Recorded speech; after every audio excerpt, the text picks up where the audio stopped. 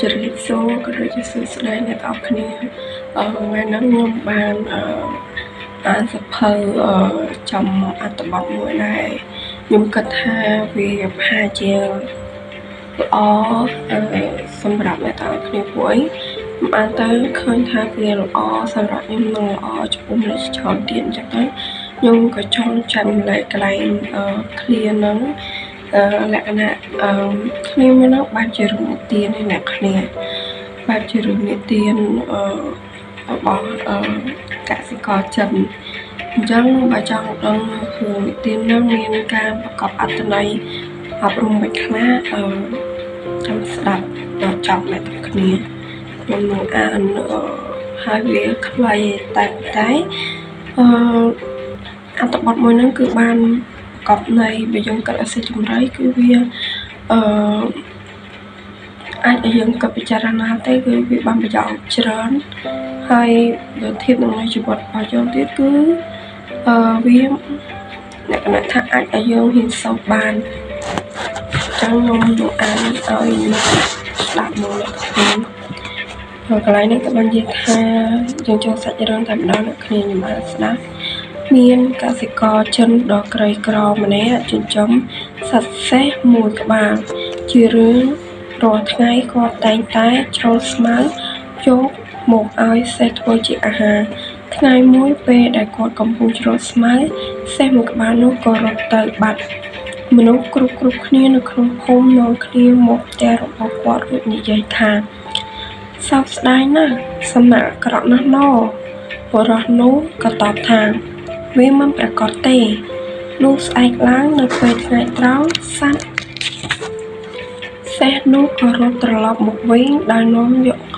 យកសេះព្រៃដល់ទៅ6ក្បាលមកជាមួយកសិករក្រីក្រនោះក៏មានសេះ7ក្បាលមនុស្សគ្រប់គ្នានៅក្នុងភូមិនាំគ្នានិយាយថាអូសំណាងល្អមែនណោបុរសនោះក៏តបដដែលថាវាមិនប្រកបទេ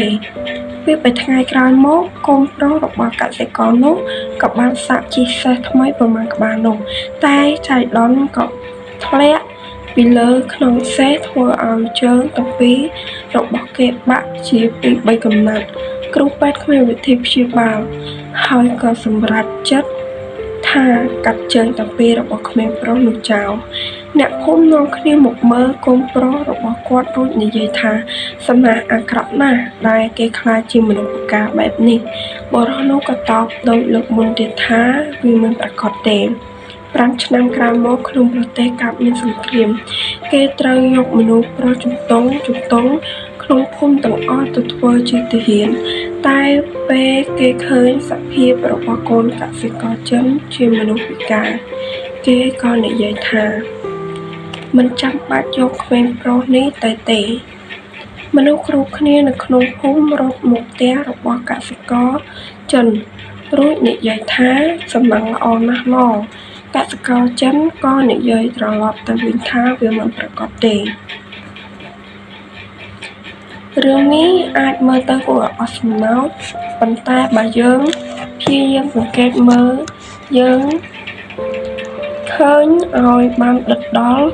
រឿងនេះវាស្រដៀងទៅនឹងជីវិតរបស់យើងទាំងអស់គ្នាពេលខ្លះយើងមិនដឹងទេថា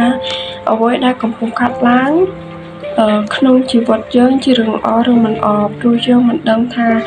វានឹងផ្ដល់ផលយ៉ាងណាទៅថ្ងៃអនាគតឡើយពេលខ្លះជីវិតឲ្យយើងជួបស្ថានភាពដែលពិបាកដោះស្រាយដើម្បីឲ្យយើងខ្លាចជាមនុស្សម្នាក់ដែលរឹងមាំជាងមុន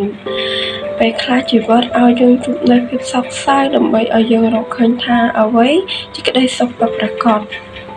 ពេលខ្លះជីវិតឲ្យយើងខិតខំប្រឹងប្រែងធ្វើអ្វីមួយអស់ពីកម្លាំងកាយចិត្តហើយត្រូវបរាជ័យដើម្បីឲ្យយើងទទួលបានបទពិសោធន៍រៀនសូត្រពីចំណុចខ្វះខាតហើយឆ្ពោះទៅកាន់ភាពជោគជ័យនាពេលអនាគតគ្រប់ពេលដែលខ្ញុំធ្វើអ្វីភ្លាត់បរាជ័យធ្វើអ្វីខុសខកខាតឬបាត់បង់ឱកាសណាមួយខ្ញុំតែងតែលើកគិតដល់កសិករចិនក្រីក្រម្នាក់នេះហើយសួរខ្លួនឯងថា តាជីវិតកំពុងតែព្យាយាមបង្រៀនអ្វីដល់ខ្ញុំមិនយូរប៉ុន្មានទេដែលខ្ញុំក្រឡេកមើលទៅក្រោយវិញតើខ្ញុំរកឃើញថាតាមការពិតជីវិតគ្រាន់តែនាំយើងឲ្យទៅជួបនឹងអ្វីដែលល្អប្រសើរជាងមុនតែប៉ុណ្ណោះចា៎អ្នកគ្នានិយាយរួមទៅអត្ថបទហ្នឹងគឺខ្លីក៏ប៉ុន្តែវាបានបញ្យល់លក្ខណៈថាគឺបានបញ្យល់ចំណេះដឹងបញ្យល់ជាបទពិសោធន៍មួយឲ្យយើងមិនដឹងថាគ្រប់រឿងទាំងអស់វាមិនសុទ្ធតែអាក្រក់ហើយក៏មិនសុទ្ធតែល្អទាំងអស់ដែរអញ្ចឹងអ្វីដែលពួកយើងធ្វើបានគឺរៀនទទួលយកអ្នកគ្នា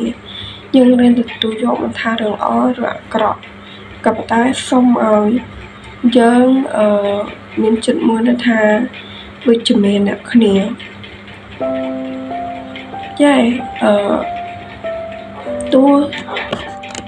គេចង់បរៀនថាឲ្យយើងចេះទទួលយកអ្វីល្អ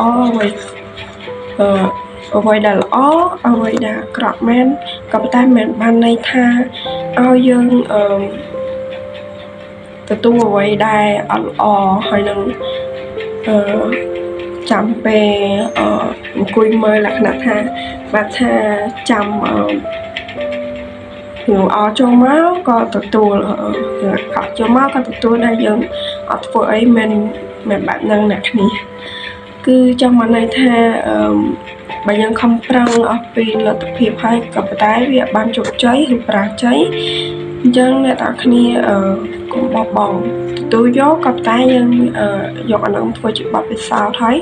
ធ្វើដំណើរទៅមុខដើម្បីយើងកាន់តែមានបទពិសោធន៍ដើម្បីឆ្ពោះទៅរកភាពជោគជ័យអ្នកគ្នាហើយរឿងជោគជ័យយើងទទួលរឿងល្អក៏សប្បាយចិត្តចូលអ្នកគ្នាសប្បាយចិត្តមួយរឿងហ្នឹងទៅក៏តែពេលបរាជ័យយើងលក្ខណៈថាកុំអស់សង្ឃឹមកុំបន្តខ្លួនឯងឬបន្តអ្នកនៅជុំវិញខ្លួនយើងគួរតែយក